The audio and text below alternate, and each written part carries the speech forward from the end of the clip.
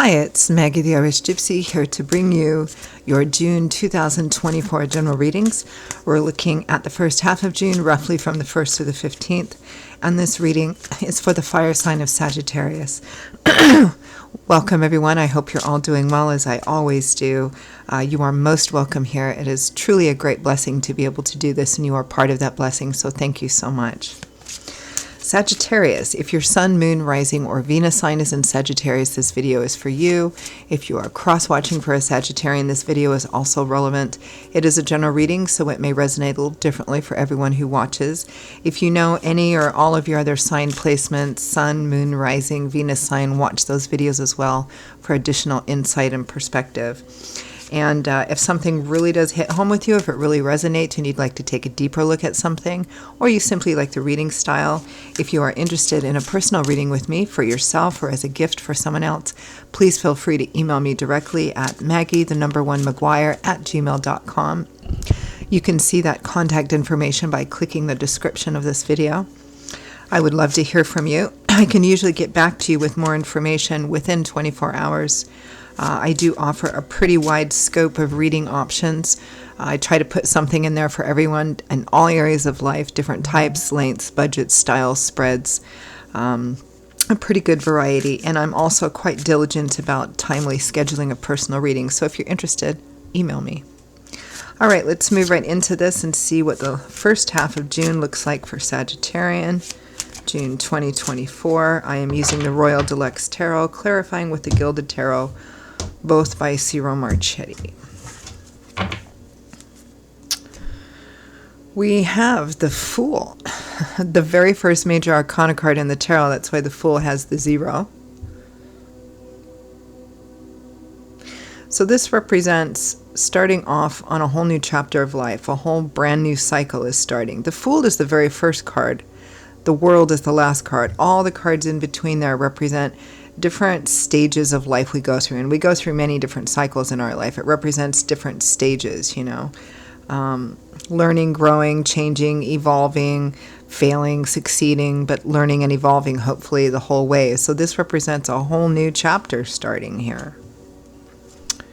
With the Three of Wands, starting to see your efforts paying off, waiting for that big ship to come in and feeling very positive, hopeful, optimistic about the future. It's a bit of a gestative, patient, waiting card, okay? It feels like this new cycle, this new chapter that's going to be starting, it's perhaps you've received word for it, or it's just getting going. There's this sense of waiting, though, so there may be some other things you need to do in the interim. When the Fool card shows up, it typically represents that a major cycle or a stage is ending as well. So it may be that you're in the process of wrapping things up, or things are being wrapped up in order to start this new chapter. Next, we have the Seven of Pentacles. Reflecting, taking stock. Do I need to make decisions? What kind of decisions do I need to make? This is a card that represents looking at the effort and work you've put into something and asking yourself if you should do anything different. Should I take what I can and just leave and start something else somewhere else? Should I keep things as they are? Should I make any changes? With the Devil, which can represent unhealthy or even toxic patterns, habits, behaviors, addictions, obsessions. But there's always that tempting element in the Devil, which is why this is a card that often shows up for addictions or obsessions, because it represents an inordinate, unhealthy level of attention you're putting into something, which means you have to pull energy from other people, places, situations around you in order to do that. And there's that tempting element that says, you need it, right? Or I have to do this.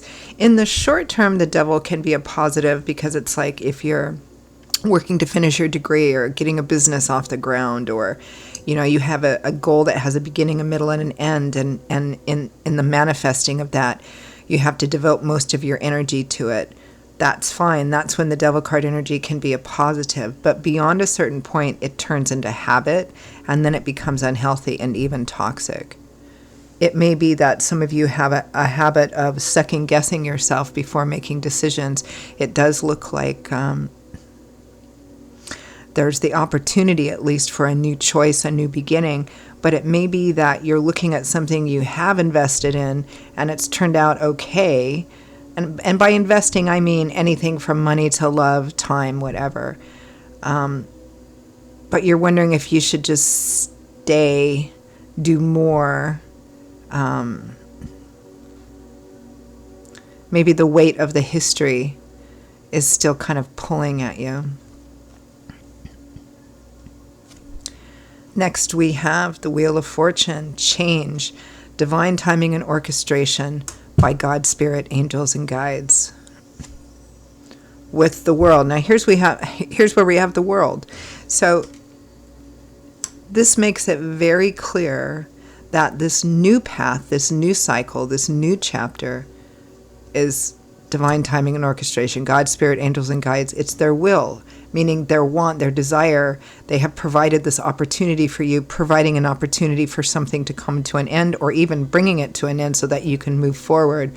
But here in the middle is the challenge with that 7 of coins and the devil. You know, there's something else which is pulling at you. Or it might even be your own indecision. But it's quite clear here that Spirit is, in some way, shape, or form, providing this new cycle. From the bottom of the deck, the overall focus, energy, theme, Sagittarius, for the first half of June is the 9 of Cups. This is wishes granted, wish fulfillment, getting everything you wanted.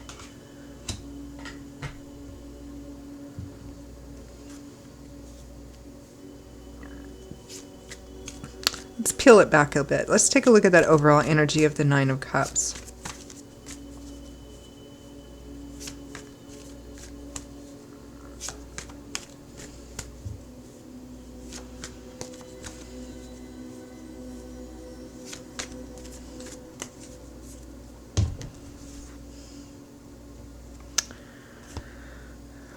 The 2 of Pentacles, the Wheel of Fortune again, the 10 of Cups. So there's a choice here. And here we have that Wheel of Fortune again, divine timing and orchestration. Maybe it seemingly came out of nowhere, but there's a choice attached to it. But Spirit has provided you this opportunity to walk down a new path that could truly be your wish fulfillment. This is our happy home, happily ever after, white picket fence. So it might be about family, marriage, children, or it might be something that profoundly and positively impacts home and family, whatever that means to you. But there's a choice that's involved, meaning you have to choose to move forward. And it feels, again, like the challenge here is that 7 of coins and the devil. It's like, yeah, this looks like a great new path. But the Fool also has this sense of, you know, it can be kind of nerve-wracking because it's all about, the Fool doesn't walk paths he's already walked before, right? This is all about getting out of your comfort zone, taking a chance, stepping into the unknown, and trusting. And that can be very nerve-wracking because it feels here like you're like, but yeah, there's this other person, place, situation, whatever, that I have been investing in. It's maybe hasn't turned into my wish fulfillment, but there's something about it that, you know, that devil card energy is like, I need this, or I should stay and see it through, or I should stay and see if it'll get better if I just put more effort into it. Let's take a look at this Fool and the 3 of Wands.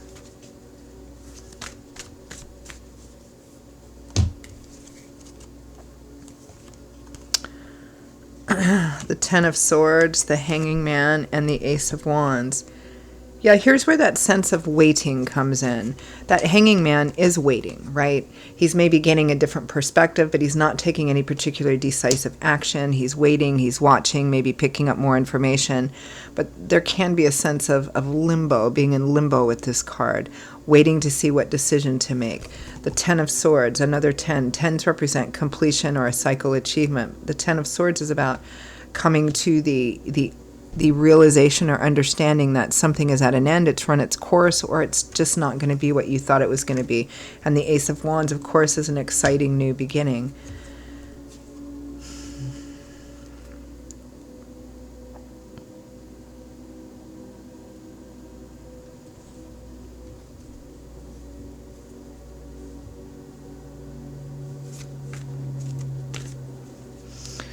Again, I keep getting the same message. The challenge here, meaning what is holding you back,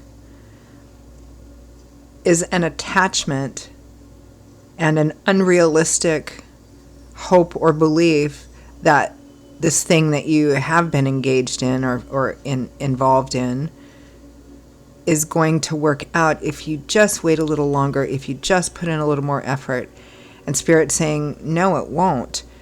And here is a new path, a whole new cycle that would lead to your wish fulfillment, your joy and abundance. But you need to disengage in order to do that, to move forward. And I'm not really sure what it is. We have a fair number of major arcana cards here. I mean, it might be in work, job, career. It might be in love and romance. Let's take a look at that Seven of Coins and the Devil.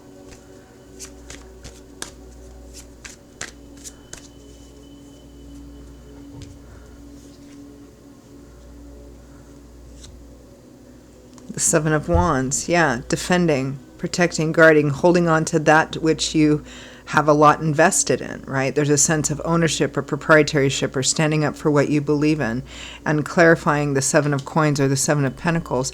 This is, maybe wanting to hold on to that which you've already have so much history in, or you've put so much effort and work into it.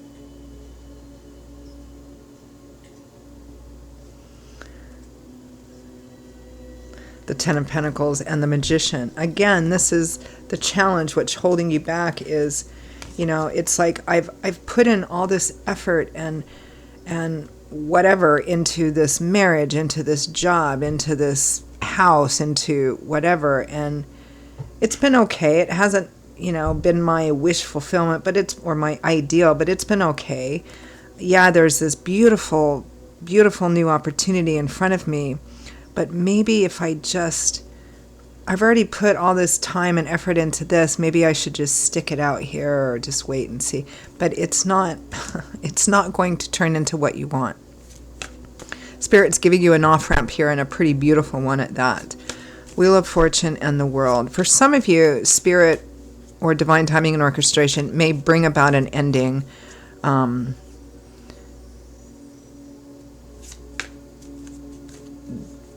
Whether you like it or not, because it's quite clear they want you to be on this new path. But for some of you, it's just the opportunity to. Wheel of Fortune and the World.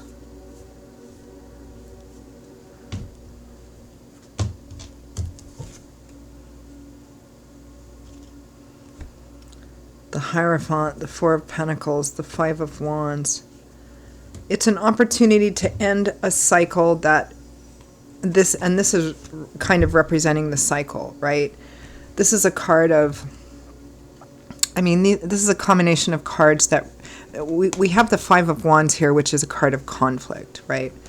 Internal conflict, external conflict, conflict within yourself, conflict with other people, competition, petty drama, rumors, gossip, fighting over the same thing over and over and over again, because everybody wants to be right, everybody wants to have the last word, everybody wants the same position, and nobody's willing to kind of elevate themselves and go, okay, let's figure this out, let's compromise and negotiate, let's figure this out. Everyone just keeps, sparring with each other here, right?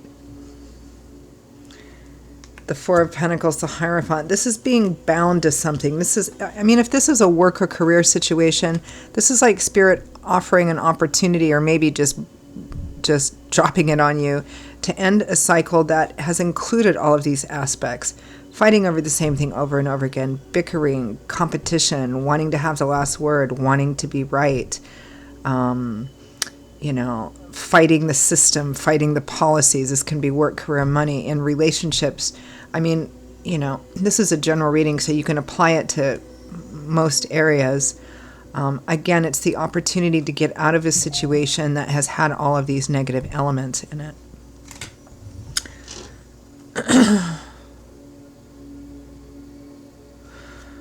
The challenge is perhaps inside of yourself, perhaps another person or other people, or a combination of both of those, is kind of doing that, yeah, but you've put so much time and put so much effort and put so much, why leave now kind of energy. And here's Spirit going, because it's done, it's not good for you, and here is something better. So I mean, free will, free agency, but this is what I'm getting. All right. Final messages, guidance, advice for Sagittarius for the first half of June 2024.